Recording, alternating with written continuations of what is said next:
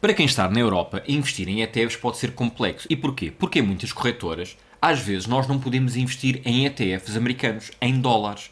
Temos que investir em ETFs europeus, em euros, mas que de alguma forma até possam estar a espelhar índices americanos ou que sejam muito parecidos até com ETFs americanos. Porque na maior parte dos casos os fundos são os mesmos. A iShares, a Spider, a Vanguard e muitas outras têm ETFs em dólares e em euros que são praticamente iguais. Então, quando te dizem, investe no SP500, investe no Nasdaq, a maior parte das vezes aquilo que nós devemos fazer é pôr o nosso dinheiro numa corretora, em euros, vamos supor, e investir em ETFs que estejam a seguir o SP500, mas que sejam em euros. E isto é só a parte inicial, pessoal, porque depois é preciso perceber como é que nós escolhemos um ETF, o que é que faz sentido ou não, quais é que são as diferenças. E o vídeo de hoje é exatamente mostrar-vos quais é que são as diferentes decisões que vocês têm que ter. E isto tudo num vídeo muito rápido, porque eu depois irei aprofundar este tema lá mais para a frente. Ainda antes de começar, vocês já sabem,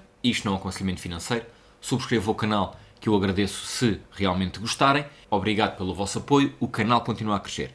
Vamos lá ver aqui algumas coisas que é preciso ter em conta. Uma das primeiras coisas que vocês têm que decidir é se vão investir, por exemplo, em ETFs baseados em países ou, por exemplo, em áreas de negócio. Ou, no limite, as duas coisas juntas. Por exemplo, investir no SP500 é, na realidade, investir num país. É investir nas 500 maiores empresas americanas de um ponto de vista de bolsa. Então vocês não estão a olhar para uma área de negócio em particular. Vocês estão a investir em muitas áreas de negócio de empresas americanas. Vocês estão a investir num país, na realidade. Se olharem para o Nasdaq, já é uma mistura das duas. Já estão a olhar para um país, porque é só as 100 maiores empresas americanas de tecnologia. Estão a olhar para um país, os Estados Unidos, mas também estão a olhar para uma área de negócio, tecnologia. Existem ETFs que é, por exemplo, as maiores empresas do mundo de tecnologia. Vocês aí não estão a olhar para nenhum país, estão a olhar para a tecnologia. E quem diz isto pode dizer para retalho, para restauração, para energia, o que quer que seja. E pode nem ser por país, pode ser por continente. Por exemplo, um ETF que tenha as melhores empresas, vamos supor, de energia da Europa. Vocês estão a olhar para a Europa na área de energia. Outra coisa que vocês têm que escolher é que tipo de ETFs é que vocês querem. Vocês podem ter ETFs acumulativos ou ETFs distributivos. Eu já falei aqui imenso sobre isto, estou a recapitular as coisas num só vídeo. Se aquilo que vocês querem é a longo prazo, pessoal, então os acumulativos são melhores. Qual é a diferença entre os dois? Vocês, ao investirem num ETF, vamos supor que é o SP500, é o mais famoso, vamos utilizá-lo como exemplo. Se forem para um distributivo, quando receberem dividendos das pequenas percentagens que vocês tiverem de cada uma daquelas empresas, vocês recebem simplesmente o dinheiro. O dinheiro aparece na vossa conta na corretora, em euros, para depois vocês investirem no que quiserem. Se vocês escolherem um acumulativo, o que acontece é, quando chegam os dividendos, imediatamente esse dinheiro é reinvestido, uma vez mais, no SP500. Então, obviamente, vai-nos dando dinheiro, mas na realidade, no início, principalmente no início, há de ser pouco. E depois, se tu quiseres continuar a investir, tu vais ter que pegar nesse dinheiro e vais ter que investi-lo tu.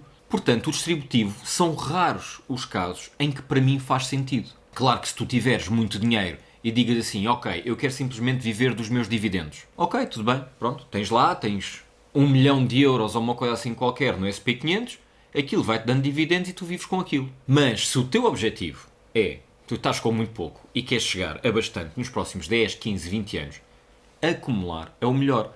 O efeito do juro composto é a coisa mais fantástica que há. Porque tu vais começar muito devagarinho, mas ao longo do tempo, a tua velocidade de valorização daquilo que tens vai começar a apontar cada vez mais para cima. Por isso, para mim, é sempre acumulativo. Para vocês perceberem bem o que é que eu estou aqui a dizer, eu vou aqui à Freedom24, na pesquisa procuro por SP e chega-me, e vou procurar por um ETF que tenha .eu, quer dizer que é em euros. E tenho aqui este, da Spider. A Spider é um dos fundos que eu mais gosto. Eu vou chegar aqui e imediatamente vejo o SP500. Pessoal, este ETF é um ETF que dá 10, 11, 12, 13, 14% ao ano. Depende dos anos. Há anos em que dá 20, 30%, mas depois há anos em que dá menos 10%. A média anda ali entre os 10 e os 11%. E isto, obviamente, a longo prazo. E aqui estou a falar para longo prazo. Este ETF que está aqui tem a maioria das coisas que eu preciso e que vou falar neste vídeo. Mas esta parte é só para vos mostrar o quanto, a longo prazo, isto costuma correr bem. Obviamente, vocês têm que escolher o ETF. Há ETFs de certos setores de negócio que não têm crescido nos últimos anos. Há NETFs focados em países em que se estava à espera que existisse uma grande progressão económica e não houve. Em alguns casos, os ETFs até caíram porque o país está em declínio, está com muita inflação, com muito desemprego, a perder poder de compra, a sua moeda a desvalorizar, essas coisinhas todas. Vocês, obviamente, têm que escolher ETFs. Não têm que escolher o SP500. Vocês vejam quais é que são as áreas de negócio que acreditam que vão subir, ou as regiões do mundo que acreditam que vão subir. Ou então, pura e simplesmente, comprem um ETF que seja para as melhores empresas do mundo inteiro.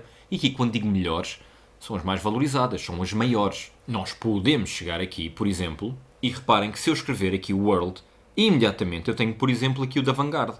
O da Vanguard é para todo o mundo. E este aqui é uma forma muito simples de vocês verem qual é que tem sido a evolução da economia no mundo. Em que eu posso continuar a andar para trás. Reparem aqui, estamos no Covid. Esta grande queda foi o Covid e podemos continuar. Mas isto tem evoluído ao longo do tempo, tem subido. Eu estou a mostrar-vos isto na Freedom 24. Vocês provavelmente já conhecem, se conhecem o meu canal. É o patrocinador de hoje, corretora altamente regulada na Europa, em que aquilo que vocês compram é realmente vosso. E para novos utilizadores, eu deixo o link em baixo para tu te poderes inscrever. Aproveita as campanhas que a Freedom tem neste momento. Tu inscreves-te com o meu link e a primeira vez que colocares dinheiro na Freedom 24, aquilo que acontece é tu usas o código que eu vou deixar aqui na descrição do vídeo, consoante a quantidade de dinheiro que tu colocares aqui, e recebes ações de borla. É uma excelente campanha, é obviamente uma excelente forma da Freedom ir atrás de novos investidores e tu podes aproveitar isso. Só tens de colocar aqui dinheiro, usar o link que está em baixo, usar o código, está feito. Recebes logo ações, começas logo a ter algum portfólio. Existem aqui ainda outras escolhas que tens que fazer. Se é um ETF físico ou um ETF sintético. Normalmente, as corretoras têm poucos ETFs sintéticos. Normalmente também não são as primeiras escolhas que aparecem. É muito mais apelativo, até porque nos dá uma certa sensação de segurança, ter um ETF físico. No ETF físico, tu quando compras uma ação daquele ETF, ele divide o dinheiro que custa aquela ação para comprar bocadinhos de várias ações. Aquilo é teu. Um ETF sintético não é assim. Tu compras uma coisa que é espelhada, mas na realidade tu não estás a comprar aquelas ações. Estás a comprar o ETF sintético só. Não estás realmente a comprar ações. Não são compradas ações em teu nome, aqueles bocadinhos pequeninos. O que, na maior parte dos casos, eu prefiro físicos, mas existem casos, principalmente em alguns países, onde faz sentido serem sintéticos, até por questões de impostos, de taxas. Outras coisas tu tens que ter em conta. Pessoal, como eu já vos disse, euros é o ideal. Depois escolham ETFs que tenham muita liquidez. Aquele volume de transações diárias grandes. Centenas de milhares de euros, milhões de euros, mais do que isso. Liquidez. E porquê? Se tu fores comprar um ETF, que aquilo até pode parecer muito interessante. O ETF tem subido imenso, tem comissões baixas, já vamos às comissões, aquilo parece ser muito fixe. Mas tem muito poucas transações por dia. O que quer dizer que não há assim tanta gente interessada em comprar aquele ETF. O que quer dizer que um dia, se tu tiveres lá muito dinheiro e quiseres vender, se calhar não há assim tantos compradores para isso. E este é só um dos motivos pelos quais faz sentido comprar um ETF que tenha muita liquidez. Existem outros motivos. Existem fundos que criam ETFs, mas o ETF não se destaca dos outros, ninguém usa aquilo, muito poucas transações, eles não ganham em comissões, estão a ter pessoas a gerir aqueles ETFs para quê? Se não os estão a conseguir vender, não estão a conseguir transacionar. O que é que eles fazem?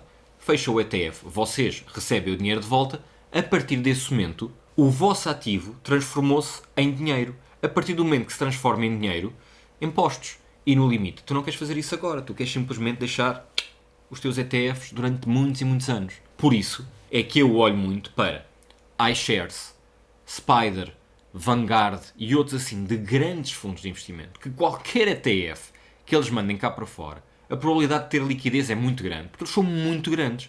Obviamente, vocês vejam nas estatísticas de cada ETF quais é que são as transações por dia, para terem uma ideia. A juntar a isto, lá está, as comissões, vocês vejam quais é que são os ETFs que têm comissões mais baixas.